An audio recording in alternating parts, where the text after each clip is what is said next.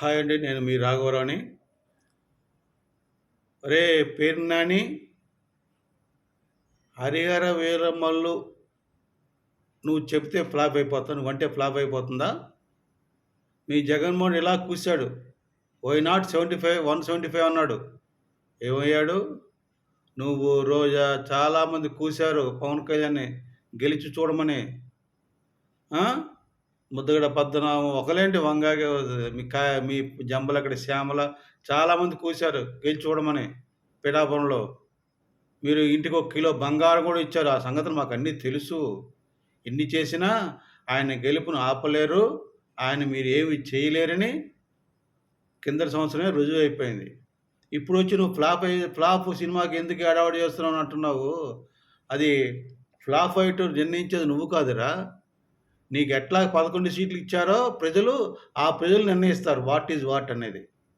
పవన్ కళ్యాణ్ గారి సినిమా నీకు తెలుసో తెలీదో అది ఫ్లాప్ అని మీరు ఎంతమంది ఎన్ని రకాలు కూసినా అది నిర్మాతలకు డబ్బులు తెచ్చిపెట్టే ఒక సునామీ లాంటి వ్యక్తి పవన్ కళ్యాణ్. ఆయన ఇన్ని సంవత్సరాలుగా ఇన్ని ఫ్లాపులు వచ్చినా మీ లెక్కలో మీ దృష్టిలో అవి ఫ్లాప్, కానీ అది ప్రతి నిర్మాతకి డబ్బులు ఇచ్చినాయి. అది పవన్ కళ్యాణ్ గొప్పతనం. మీరు థియేటర్లు ఆపి ₹2 టికెట్లు అమ్మించి తహసీల్దార్ని వీళ్ళందరినీ పెట్టినా కూడా ఎంత చేసినా ఆ సినిమాలని అపజయం లేకుండా చేయలేరు మీరు. ఆయనకి టీవీ రైట్స్ వస్తాయి సినిమా నిర్మాతలకి. అలాగే ఇప్పుడు OTT rights. Pavan Kalyan cinema అంటే కోట్లు, 100 కోట్లు, 150 కోట్లు ఇచ్చి కొనుక్కుంటారు. అది ఆయన కెపాసిటీ, ఆయన ఖ్యాతి, ఆయన గట్స్. నువ్వేంట్రా తొక్కలో ఏదో నువ్వు ఫ్లాప్ అంటే అయిపోతుందా? ఖబర్దార్, నీ నాలుకని పవనిజం ముక్కలు ముక్కలుగా చీలుస్తుంది. గుర్తుపెట్టుకో త్వరలో.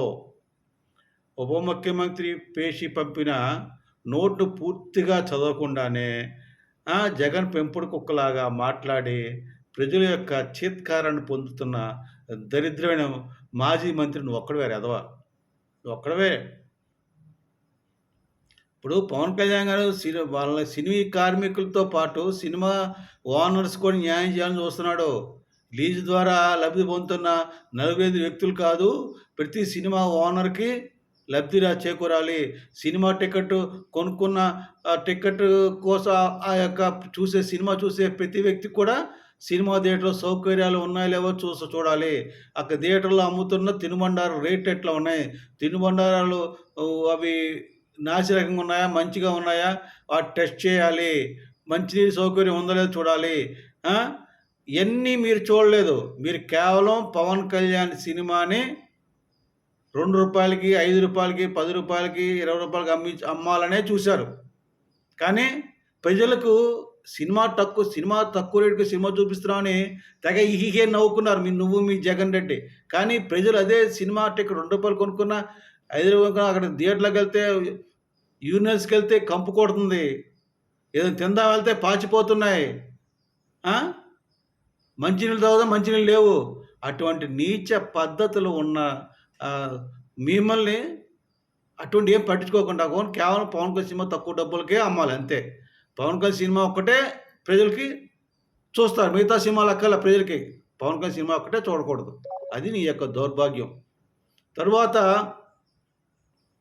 కందులు దుర్గేష్ నిర్వహిస్తున్న మంత్రి శాఖే కదా, నువ్వు కూడా మొన్నటిదాకా నిర్వహించావు, మాజీ మంత్రి అయ్యావు. అటువంటి వెలగబట్ట విషయం మర్చిపోయి పిచ్చి కూతురు కూస్తున్నావేంట్రా? నీ మంత్రి పదం మీద నేను తిట్టుకుంటున్నావు అంటే నువ్వు ఎంత దిగజారిపోయావో, నీకు ఎంత పిచ్చి పట్టిందో అర్థమవుతుంది. అందుకే ప్రజలు అనుకుంటున్నారు ఇమ్మీడియట్గా ఈ యొక్క పేరుని నాని ఎర్రగడ్డకెళ్ళి చూపించుకుంటే మంచిదని అని అంటున్నారు. కనుక తొందరగా వెళ్ళి ఎర్రగడ్డకి ట్రీట్మెంట్ చేసుకొని అవసరం ఉందని అంటున్నారు. తెలుసుకో. తెలుగు ప్రజలు గమనించండి. ఇటువంటి నీచ నికృష్టమైన ఎదవలందరూ కలిసి పవన్ కళ్యాణ్ గారిని ఏదో అనాలి, ఏదో చేయాలని ఒక దుర్బుద్ధి తప్పితే వాళ్ళ మాటల్లో మంచిదనం లేదు. పవన్ కళ్యాణ్ నేను రాసిన నోట్లో ప్రతి విషయం రాశారండి. 4-5 నిర్మాతలే కాదు, ప్రతి ఒక్కరు 24 క్రాఫ్ట్లో ఉన్న సినిమా కళాకారులందరూ బాగుండాలి, వాళ్ళకి ఏ విధంగా చేయాలి, ఒక సినిమా ఇండస్ట్రీని ఒక బిజినెస్ పరంగా దానికి చేయడానికి ఎంతో కృషి చేస్తున్నాం మేమని సగర్వంగా చెప్పాడు పవన్ కళ్యాణ్ గారు. దాని వైపు అడుగులు వేయాలని, ప్రతి ఒక్కరు సినిమా ఇండస్ట్రీలో బాగుండాలని కోరుకునే వ్యక్తుల్లో పవన్ కళ్యాణ్‌తో పాటు నేను కూడా ఉన్నానని మీకందరికి తెలియజేస్తూ విరమిస్తున్నాను. జై జనసేన. జై హింద్.